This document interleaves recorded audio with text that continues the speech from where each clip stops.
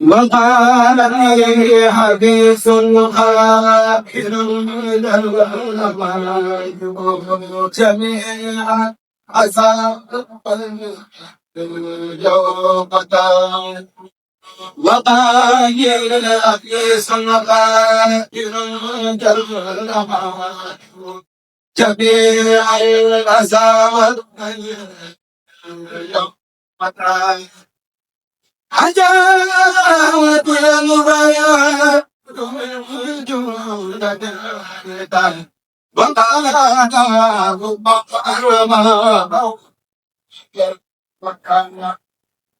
لا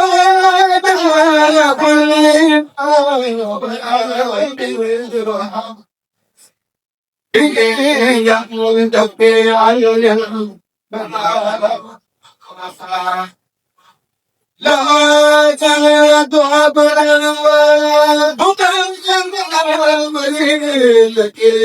وأصحاب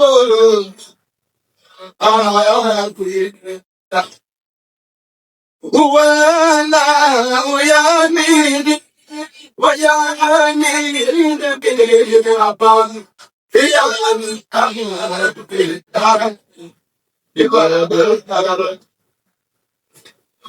يقين وسافة ويوكل الجبير إيتان تغير دعوالا عليم الغيب أما ويا في جماعة إسرائيل سلام وتس لنا الأيام تخفي جبال فتبيتا مولانا الملك دوام حبتي مهلا والأسى قليل بيانه من الخير وعبي جبال من الذاكر من النسيان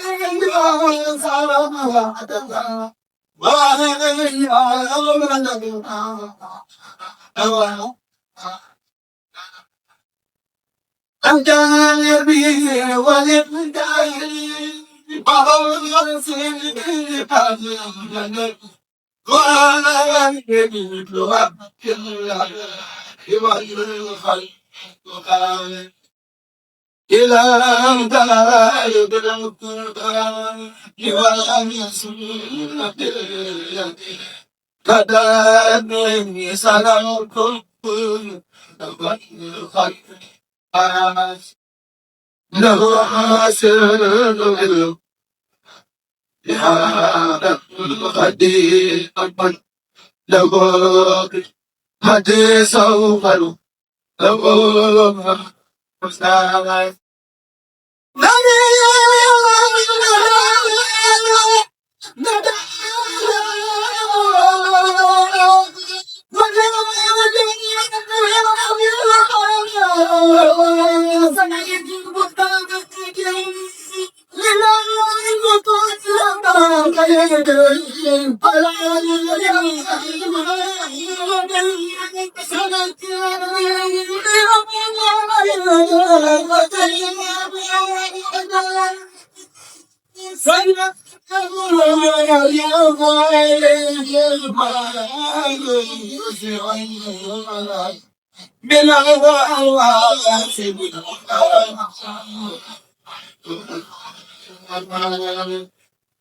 سلام على الباب ملك البلاد والملام إلى الغدوان لمن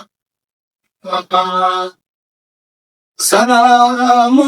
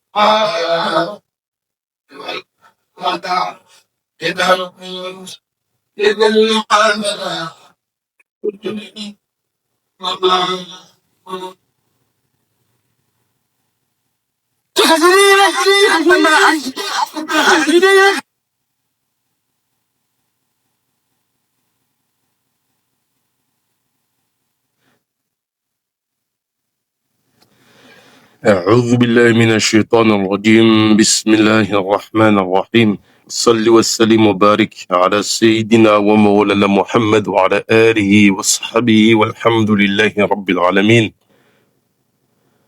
ربنا زدنا علما وعملا وأدبا وفهما السلام عليكم ورحمة الله تعالى وبركاته الحمد لله. Poursuit donc la lecture de l'ouvrage Al-Mouridiyya du Cheikh Mohammed Al-Murtada Ibn Sharaf Fatifal Ibn Cheikh Ibrahim Fati d'Imam Sharaf Biraim, le frère de Cheikh Al-Khalid. Cet ouvrage la lecture de cet ouvrage a deux objectifs.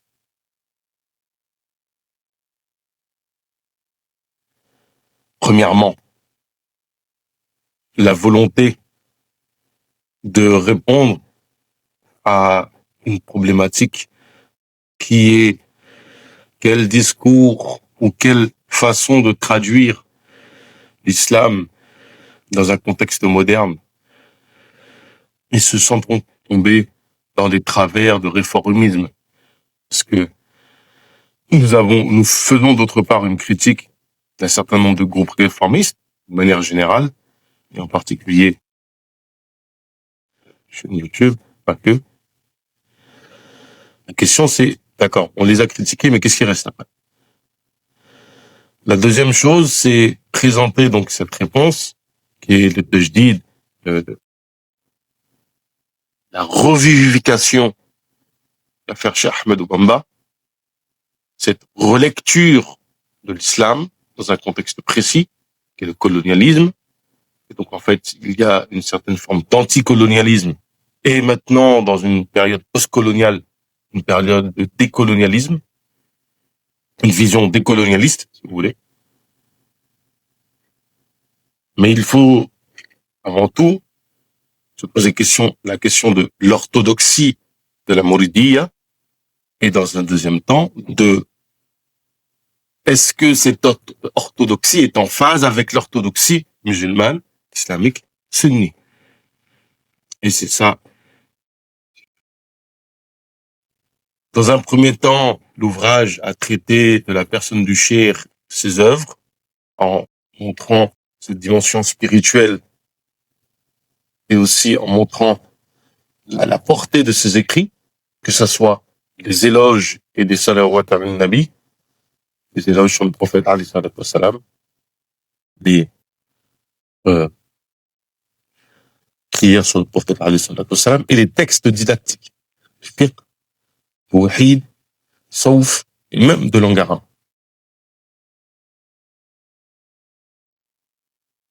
Dans un deuxième temps, on a parlé de la relation de Cheikh avec les colons français, parce que c'est un impact direct sur la compréhension de certains textes, mais de comprendre son cheminement, les épreuves qu'il a vécues, certaines de ses positions, et aussi le fait qu'il a reçu certains bienfaits de la part d'Allah Ta'ala.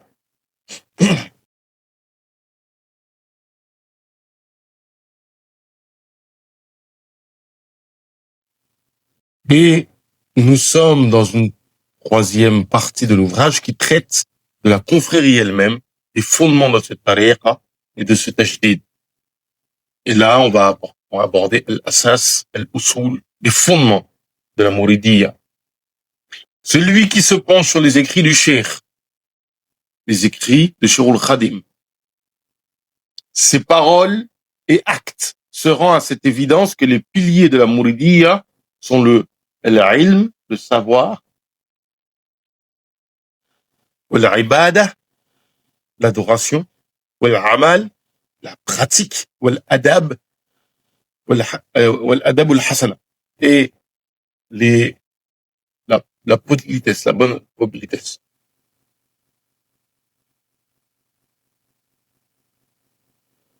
L'amal ici peut être traduit par travail. On va y revenir. Le fait d'avoir un shir kamil, un éducateur spirituel,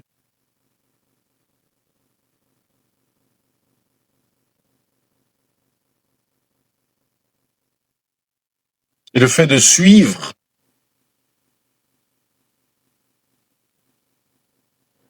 d'être conforme au fondement, au principe, le mabadi, du tasawwuf, de la pratique du tasawwuf.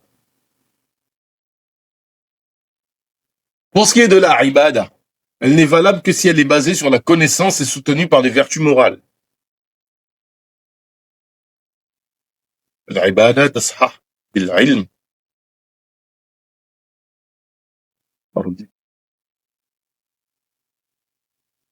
L'adab mardiya, c'est la politesse qui est agréée par Allah Ta'ala. La connaissance ne sert que pour l'adoration et le travail. L'ilm yanfa' bil ibada wal amal. Donc ici, effectivement, il s'attache à traduire ici par amal par travail. On peut aussi le prendre par pratique, mais aussi on peut avoir l'idée de la ibada, ce qui relève effectivement de la partie ibada de l'adoration. Et de l'autre partie, on va parler aussi de al-mu'amalat. Comment est-ce que kasbul halal, comment tu obtiens ta nourriture halal.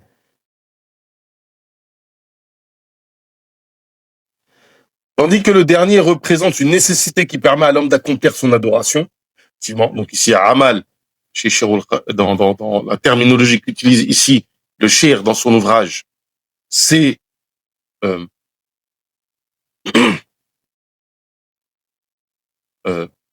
les nécessités, donc le kasbul halal, le fait de pratiquer, vivre correctement. Donc, tandis que le dernier représente une nécessité qui permet à l'homme d'accomplir son adoration après la satisfaction des besoins naturels vitaux et de dépenser dans la voie d'Allah, en aidant les autres à satisfaire leurs besoins indispensables et en participant au financement des projets islamiques d'utilité publique, il est par conséquent une nécessité sur le plan matériel et spirituel. Donc ici, la chose qu'on comprend, c'est justement l'un des piliers de l'organisation de la Mouridiyya, c'est la question de la khidma, du service qui est rendu, de l'action, de l'acte qui est mené en vue de l'agrément d'Allah Ta'ala. Des actes et des actions menées qui n'ont que pour objectif l'agrément d'Allah Ta'ala. Et la khidma, historiquement dans le tasawwuf, était surtout centrée sur le fait de chercher l'agrément d'Allah Ta'ala, dans le fait de plaire, de faire des actions qui sont dirigées vers le cheikh, sur la satisfaction du cheikh, notamment dans son quotidien. Là, on a replacé la khidma dans sa dimension sociale, même sociétale, d'organisation de la société, où les actions menées ont pour objectif de la bonne marche de la société. Tout ce qui va permettre à la société de se construire et de se développer moralement et matériellement, tout en accord avec nos vertus et nos valeurs morales, fait partie de la khidma. Le cheikh conseille dans les vers suivants à l'ensemble des mourides de s'occuper de savoir, d'adoration, de travail louable et de fréquenter un maître. Les vers suivants sont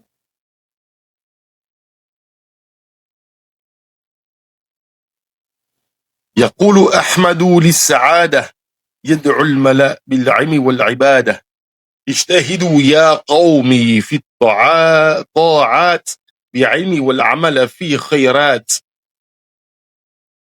Ahmed dit que vers le bonheur, le savoir et l'adoration, il appelle les gens. Ô mon peuple, ya qawmi, redoublez d'efforts dans l'adoration basée sur le savoir et l'action vertueuse. L'action en vue du khayr, du bien. Il dit ensuite, Usika bil ilmi wa bil a'mali ma'a ta'addubi ala al-kamali. Je te recommande le savoir et le travail dans la discipline, ma'a ta'addubi, avec le adab, le bon comportement, la politesse, et la compagnie d'un maître compétent.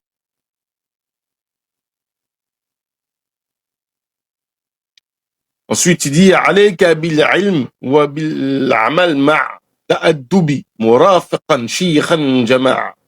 فالعلم خير ما به ازدان الفتى لأنه يكرمه حيث أتى والعمل الصالح خير زاد فالعلم دونه غرور بادي والأدب المرضي أفضل الجمال فالثاني دونه تماثل الضلال عليك بالثلاثة مذكورة فهي لدى رب الورى المشكورة.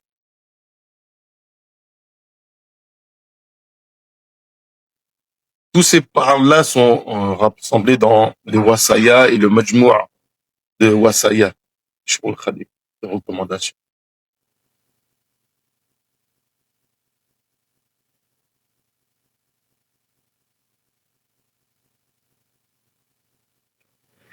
Donc, je te recommande le savoir et le travail dans la discipline et la compagnie d'un maître compétent. Le savoir est la meilleure parure pour un homme, car il l'honore où qu'il se trouve. Effectivement, quand quelqu'un est un tant soit peu instruit, il jouit en fait d'une certaine prestance auprès des gens.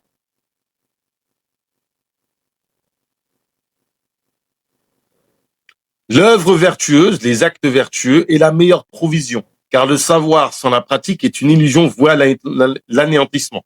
Donc ici, l'amal salih, ça englobe les ibadah et les actes du quotidien, si vous voulez, fait correctement. L'amal salih. L'adab al-mardi, donc la bonne conduite, les actes agréés, et le meilleur attrait, la chose la plus belle, afdalul jamal. Et l'absence de ces derniers est synonyme d'égarement. Observe les trois choses conseillées, car elles sont louées par le Seigneur des hommes.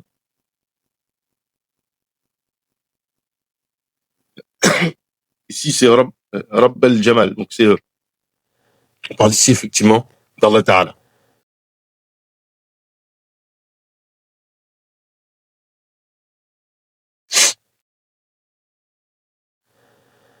Autre vers. عليكم بالعلم والتأدب والعمل الصالح دون اللعب. العلم قائد لما يسر وجهل قائد لما يضر وعدم الأدب قائد إلى بعد من الله القريب ذي الإله وعدم العمل بمأمور به من قائد لتأمير كثرة اللعب تحريم الخيور فاجتهدوا عند الخلا والديور.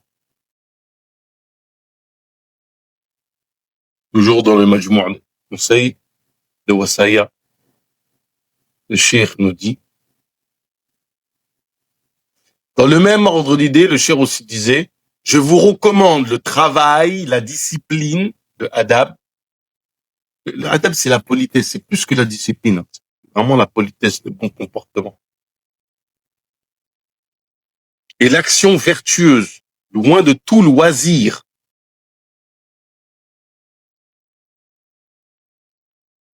loin de toute distraction. Là, si vous.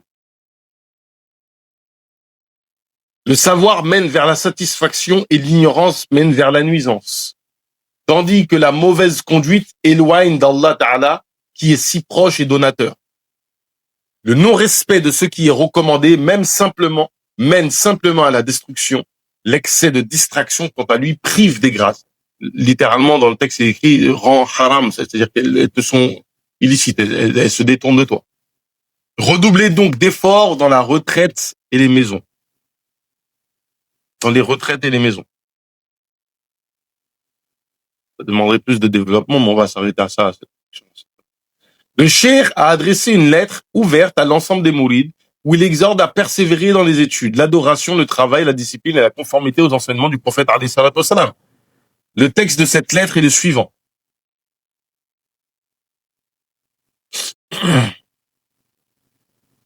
On va lire directement la traduction parce qu'en fait c'est long.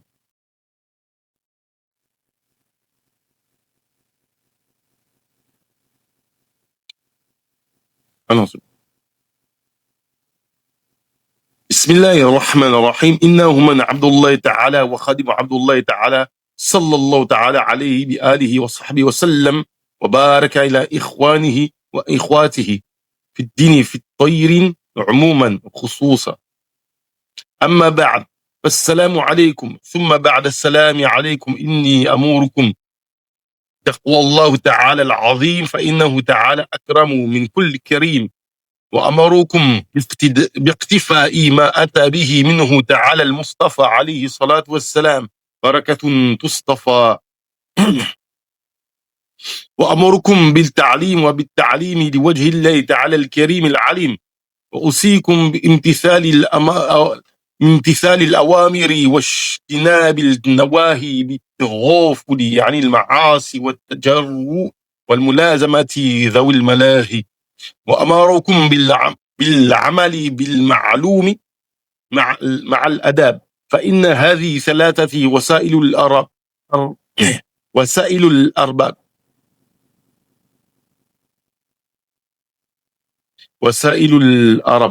والسلام عليكم ورحمة الله تعالى وبركاته ما عملتم بوصية هذه التي لا تنتهي قيوها ورحمهاته ورحماتها.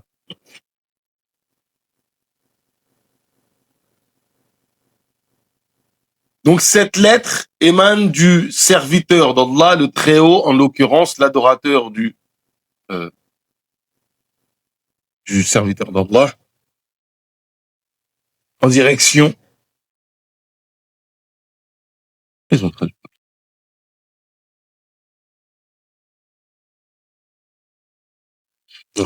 Ça vient du Abdullah, l'esclave d'Allah, qui est aussi le khadim de Abdullah, qui est aussi le serviteur du Abdullah, à savoir le prophète alayhi salatu wassalam. Ils ont fait une erreur de traduction, ils ont inversé les mots. Du serviteur de l'adorateur d'Allah Ta'ala, en direction de ses frères et sœurs de même origine et de même religion. وفي الدين عموما خصوصا. J'ai jamais fait le lien entre Watan et tout. Après mes salutations, je vous recommande la crainte d'Allah, le Très-Haut, le Tout-Puissant, le plus noble des nobles. Par ailleurs, je vous conseille d'imiter ce que le purifié, alayhi salatu wassalam, tient de lui. Je vous conseille les études et l'enseignement. Au nom d'Allah Ta'ala, le Très-Haut, le noble, l'omniscient.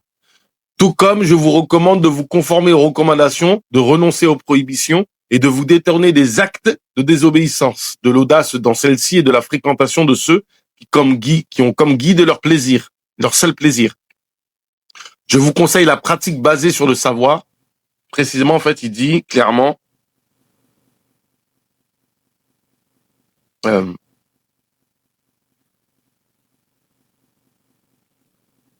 je vous ordonne de pratiquer par ce que vous savez, par ce qui est connu, avec le adab.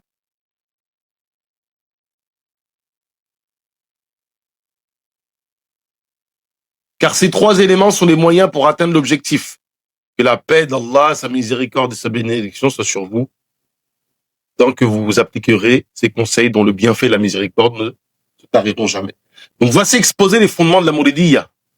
Ces fondements que nous essayerons d'aborder en détail dans les pages suivantes ont été recommandés avec la plus grande vigueur et tout Mourid sadiq, sincère et attaché au Cheikh. وكل مريد يتعلق بالشيخ الخديم. Donc tout Mourid qui est attaché au Cheikh Khadim, c'est obligatoire أن يعمل بهذه التوصيات, de mettre en pratique en fait ces recommandations. En effet, seul un tel respect constitue la preuve de l'attachement, alors que l'observance des recommandations et la renonciation aux interdictions représentent la voie qui mène au bonheur. Un bonheur qui n'est rien d'autre que l'accès au paradis et la préservation de l'enfer.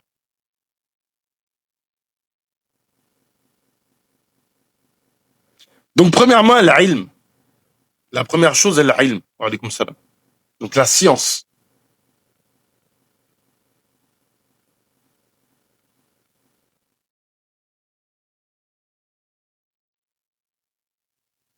Il y a une partie qu'ils ont oublié de mettre.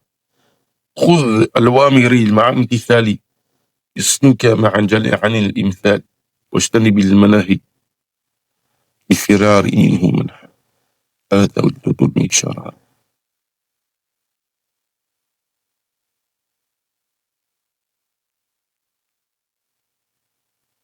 Prends ces ordres, ces recommandations en te conformant à ce que je t'ai conseillé, de choses que Jalla Anil, les recommandations qui sont Jalla Anil Mithal, sujet, ça c'est le fait d'évoquer Allah Ta'ala qui n'a pas d'équivalent. Éloigne-toi des interdictions. Fuis-les. De toute chose qui émet en fait des gens de mal et qui sont plongés dans l'obscurité.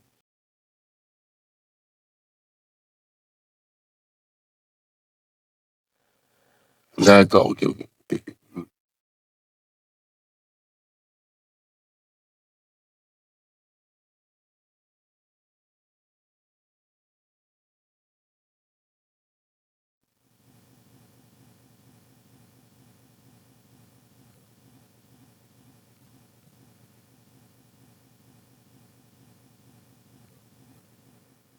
Certes, en fait, s'éloigner en fait des interdits,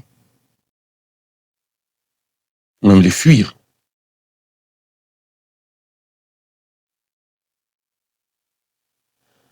C'est-à-dire que les deux en fait rassemblés, cela en fait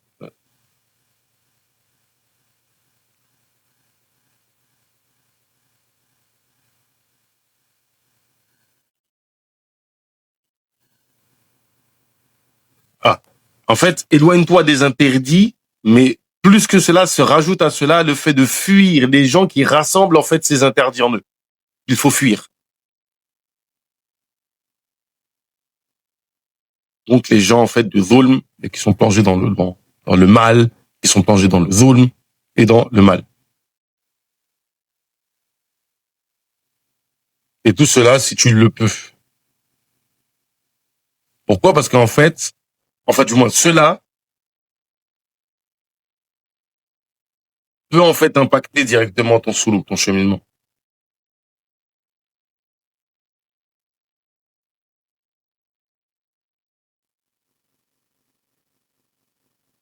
La nécessité donc de la science et l'obligation de la science. Le cheikh a recommandé à tous les mourides la quête du savoir et la connaissance des règles liées à leur religion, comme Tawhid,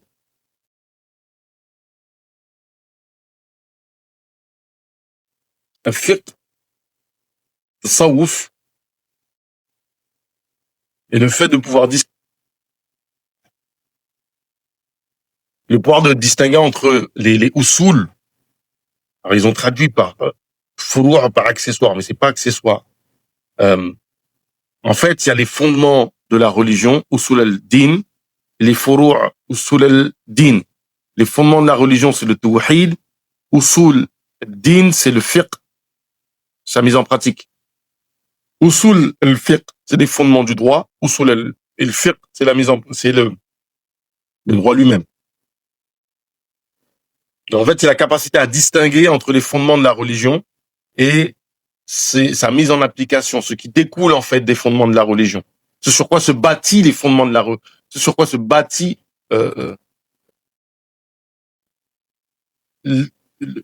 l'asl, c'est ce sur quoi on bâtit quelque chose. Le fara', c'est ce qui est bâti sur une chose. Donc, furu' ad-din, c'est ce qui est bâti sur les fondements. Il les exhorte à distinguer les obligations des autres actes méritoires et surrogatoires en ce qui concerne les obligations de base, comme la purification,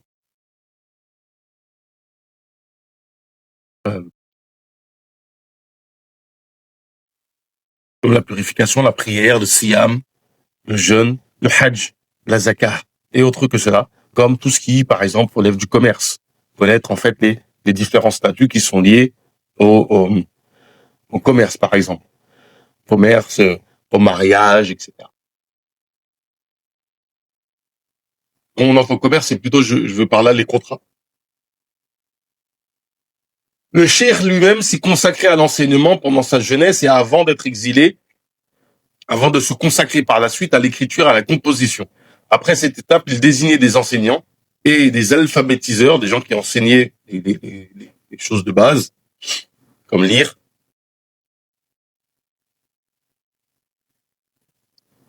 Qui ne s'occupaient que de cette activité, ce qu'on appelle aujourd'hui les serindara. Donc les savants qui sont enseignants. Ainsi, tous les villages qu'il avait créés étaient en même temps des écoles et des instituts d'enseignement et d'éducation. D'ailleurs, c'est ce qui explique que tous les disciples formés par ses soins sont des savants qui maîtrisent les sciences religieuses et celles de la langue arabe. Entre autres conseils relatifs à l'enseignement, il disait à l'adresse des disciples فإني أمرت كل من تعلق بي لوجه الله تعالى الكريم يتعلم العقائد والتوحيد وأحكام الطهارة والصلاة والصيام غير ذلك من كل ما يجب على المكلف. Je recommande. En fait, le terme c'est même pas recommandé, j'ordonne en fait. J'ordonne à tous ceux qui sont attachés à moi d'étudier le tawhid, le fiqh, les règles relatives, les ahkam, les statuts relatifs à la purification, à la prière, au jeûne et à tout autre culte à caractère obligatoire pour celui qui est responsable également, le mukallaf. Pas seulement l'adulte, c'est le mukallaf. Il dit aussi وصيتكم يا جملة الطلاب بطلب العلم مع الأداب اجتهدوا في العلم والتأدب وسعي وهي جالبة الرغائب.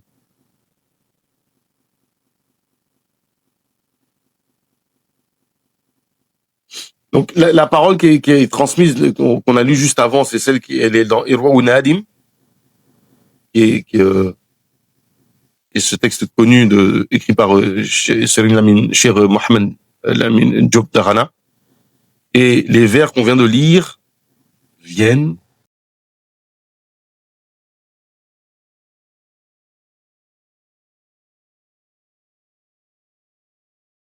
d'un texte qui s'appelle Al-Manahilu Safiya li kulli dhaman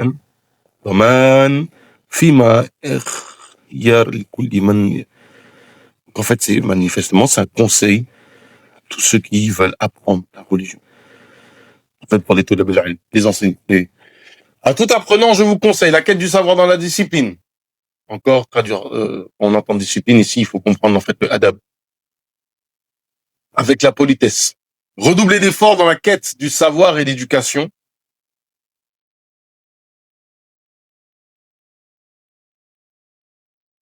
Dans la quête du savoir et de la politesse, comme dans les œuvres, car c'est ce qui mène à la réalisation des vœux.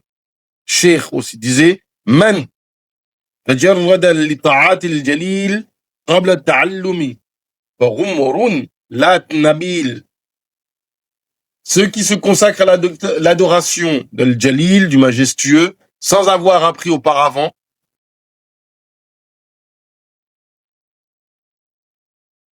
فغمر لا نبيل. J'ai juste vérifié en fait le غمر, mais apparemment c'est une insulte.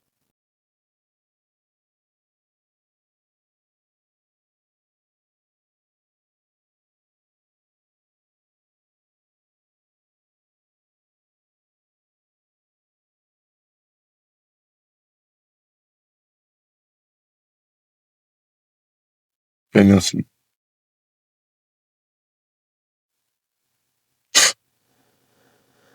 C'est quelqu'un qui est, on va dire, pas très intelligent.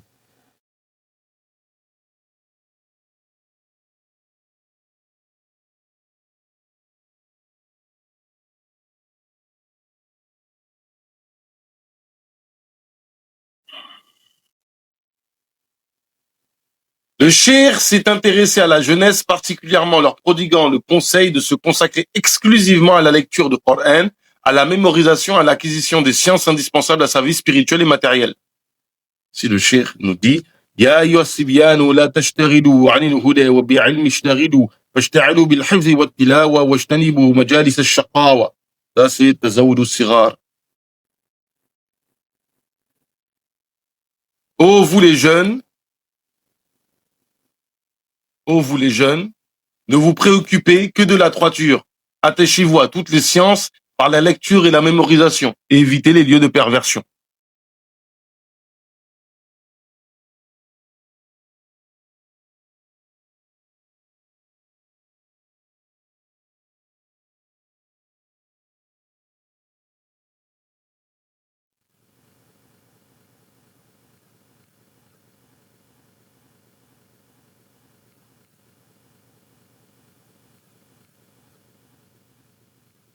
Le fait de persévérer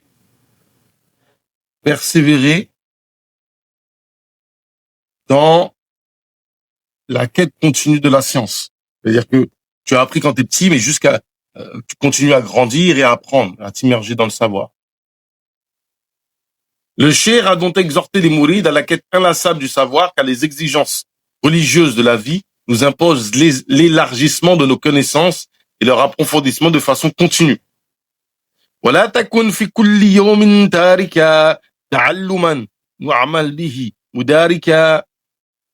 Pas un seul jour n'abandonne la quête du savoir et pratique les connaissances acquises. Prenons un exemple concret. Même si tu es quelqu'un, tu es un boucher, etc. Tu as toujours la possibilité dans la journée alors en plus aujourd'hui, c'est assez facile parce que il y a des cours enregistrés, il y a des cours en ligne un petit peu partout. Tu t'assois et tu écoutes un petit peu. Par exemple, tu vas prendre 15 minutes à écouter une question traitée. Sachant que tu peux ne pas rentrer dans des aspects techniques de la religion. Tu peux juste, par exemple, écouter du hadith, apprendre un hadith par jour, apprendre une explication sur l'un des noms d'Allah, ce genre de choses. Des choses qui, des fois, sont très simples, très faciles d'accès et même spirituellement sont agréables. ولا تكن في كل يوم تاركا تعلما ثم به اعمل ناسكا.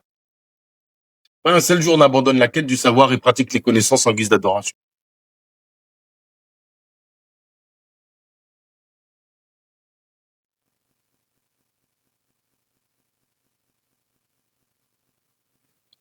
Alors, chose aussi intéressante ici.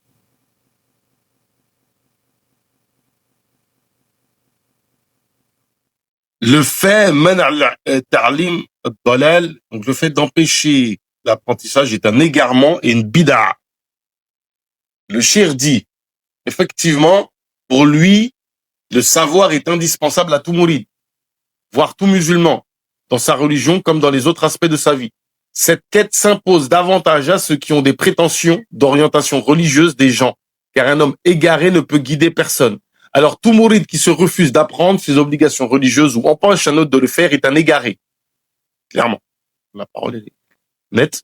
Une source d'égarement qui désobéit à Allah, au prophète alayhi salatu wassalam et à son serviteur. Et l'adoration ne peut bien s'accomplir que par une connaissance préalable. Cette adoration qui est l'origine de notre création et la raison de notre création. C'est pour ce وما خلقت الجن والإنس إلا ليعبدون.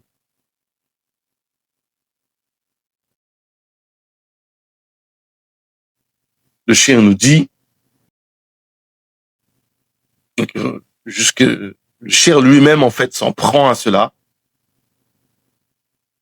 en disant, Man, nahakumun ani ta'allumi, fanayhutu walid dalali yantami. Quiconque vous interdit de vous instruire, c'est seulement l'ignorance qui motive son action. Ah, cette parole-là, c'est Mahar Niran. Il dit aussi, وَمَنْ نَهَاكُمْ عَنِ التَّعَلُّمِ فَإِنَّهُ يَقُودُكُمْ لِنَقَّمِ وَمِنْهُ فِرُّوا إِنَّهُ لِفِتْنَةٍ يُدِلُّ كُلُّ مَنْ بِخَيْرِ ظَنَّهِ إِذْ كُلُّ مَنْ فِي ذَا زَمَانِ مَنَعَا مِنَ التَّعَلُّمِ فَإِنَّهُ دَعَا لِبِدْعَةٍ شَنِيعَةٍ إِذِ الْعَمَلِ إِنْ لَمْ يَكُنْ بِالْعِلْمِ شَابَهُ خَلَلٍ. On est sur, ça c'est dans les paroles qu'on trouve dans Tasawwuf Shubhan où il dit, quiconque vous interdit de vous instruire vous expose à la punition.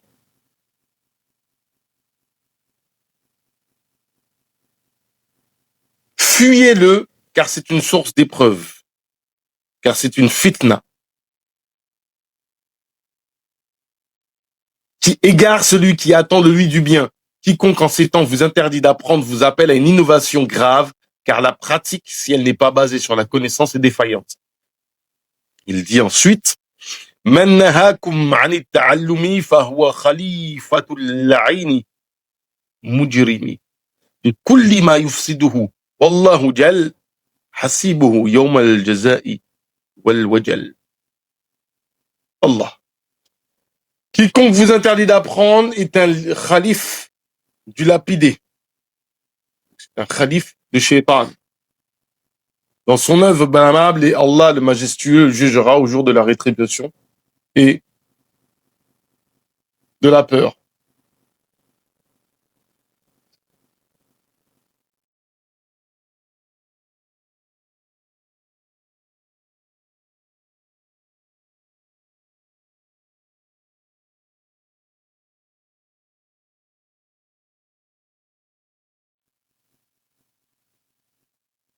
Les devoirs de l'enseignant. Et on va s'arrêter sur cela.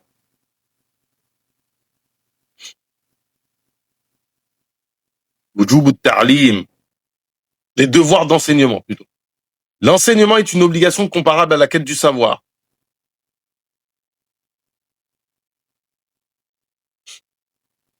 En vue de garantir la pérennisation du savoir et la préservation des ulama contre l'extinction, ce qui fait dire au cheikh, تلازم التعليم والتعلم فلم يزال لجنان سلما. Persévérer dans l'enseignement et les autres vertus, car ils ne cessent d'être des tremplins dans le paradis. Dans cette lettre adressée à son frère Ibrahim Fati, nous lisons ce conseil. Le cheikh nous dit, wal yashtahid al-ulama fi al-amal bima alamu wa fi ta'lim man jahlu wal yashtahid al-jahil fi as-su'al wa fi at-ta'allum wa bil qira'ati 'ala al-ulama fa in al-haqq ya'lamu wal batil yankhafidhu wa la tajidu li sunnati Allah tabdila. Allah, Allah. Que les ulémas persévèrent dans la mise en application de leur savoir et l'enseignement des ignorants. C'est jahil, c'est pas des illettrés, c'est des ignorants. Et que ces derniers persévèrent, eux, à poser des questions, à lire et à apprendre des savants. La vérité connaîtra toujours une ascendance, le mensonge une descente, et la sunna d'Allah reste inchangée. وَلَنْ تَجِدَ لِسُنَّةِ اللَّهِ تَبْدِيلًا. Tu ne trouveras jamais la sunna d'Allah changeante sur cette question, c'est-à-dire فَإِنَّ الْحَقَّ يَعْلُو, le haqq sera toujours prédominant, وَالْبَاطِلُ يَنْخَفِضُ sera toujours dominé. رَبَّنَا زِدْنَا عِلْمًا وَعَمَلًا وَأَدَبًا وَفَهْمًا وهب لنا يكرم التلاوة خيرا كثيرا منك ولا حلاوة وصلي وسلم وبارك على سيدنا ومولانا محمد وعلى آله وصحبه والحمد لله رب العالمين.